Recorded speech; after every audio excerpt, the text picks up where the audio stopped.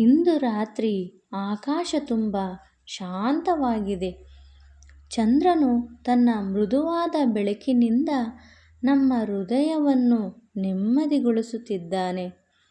ಯಮುನಾ ತೀರದಲ್ಲಿ ಕೃಷ್ಣನು ತನ್ನ ಕೊಳಲನ್ನು ಹಿಡಿದು ಮೃದುವಾಗಿ ನುಡಿಸುತ್ತಿದ್ದಾನೆ.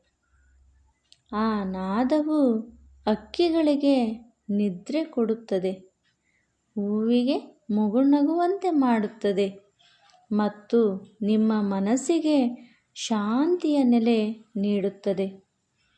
ಈ ರಾತ್ರಿ ಕತೆ ನಿಮ್ಮ ಹೃದಯವನ್ನು ಸುಖ ನಿದ್ರೆಯತ್ತ ಕರೆದೊಯ್ಯಲು ಕೃಷ್ಣನ ಸಂದೇಶವಾಗಿ ಬಂದಿದೆ.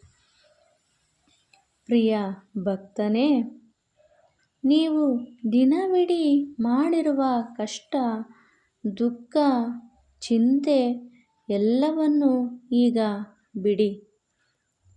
ನೀವು ವಿಶ್ರಾಂತಿ ಪಡೆಯುವ ಹಕ್ಕು ಹೊಂದಿದ್ದೀರಿ. ನಿಮ್ಮ ಹೃದಯದಲ್ಲಿ ನನ್ನ ಹೆಸರು ನೆನೆಸಿ. ನಾನು ನಿಮ್ಮ ಹತ್ತಿರವೇ ನಿಂತಿದ್ದೇನೆ. ನಿಮ್ಮ ನೋವನ್ನು ಹೊತ್ತುಕೊಂಡು ನಿಮಗೆ ಶಾಂತಿ ನೀಡುತ್ತೇನೆ. ನಾಳೆಯ ಬಗ್ಗೆ ಚಿಂತಿಸಬೇಡಿ.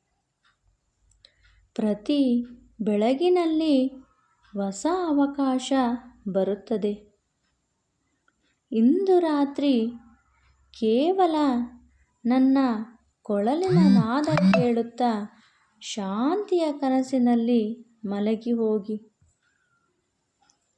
ನಿಮ್ಮ ನಿದ್ರೆ ಸುಖವಾಗಿರಲಿ. ನಿಮ್ಮ ಹೃದಯ ಹಗುರವಾಗಿರಲಿ. ನಾಳೆ ಹೊಸ ಬೆಳಕು ನಿಮ್ಮನ್ನು ಕಾಯುತ್ತಿದೆ. ನೀವು ಕನಸಿನಲ್ಲಿ ಯಮುನಾ ತೀರದಲ್ಲಿ ನನ್ನ ಜೊತೆ ನಡೆಯುತ್ತಿರುವಂತೆ ಕಾಣಬಹುದು. ಕೊಳಲಿನ ನಾದ, ಚಂದ್ರನ ಬೆಳಕು, ಗಾಳಿಯ ಮೃದು ಸ್ವರ ಇವೆಲ್ಲ ನಿಮ್ಮ ಮನಸ್ಸನ್ನು ಶಾಂತಗೊಳಿಸುತ್ತವೆ. ನೀವು ಕನಸಿನಲ್ಲಿ ನನ್ನ ಹೆಸರನ್ನು ನೆನೆಸಿಕೊಳ್ಳಿ. ನನ್ನ ಮಂತ್ರವನ್ನು ಮನದಲ್ಲಿ ಜಪಿಸಿ. ಗೋವಿಂದ ಗೋವಿಂದ ಗೋವಿಂದ ಎಂದು ನಿದ್ರೆಯತ್ತ ಮೃದುವಾಗಿ ಜಾರಿರಿ. ಶಾಂತಿ ಶಾಂತಿ ಶಾಂತಿ.